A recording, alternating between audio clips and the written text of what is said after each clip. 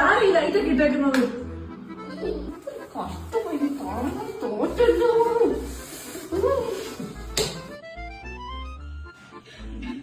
എന്തൊരു ചൂടായി പിന്നെ ലൈറ്റ് കിട്ടോ?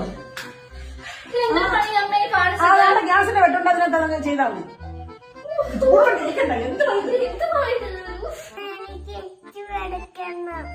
ഒന്നാമത് എനിക്ക് ദേഷ്യം വന്നിരിക്കുക. ബാലിങ്ങോട്ട്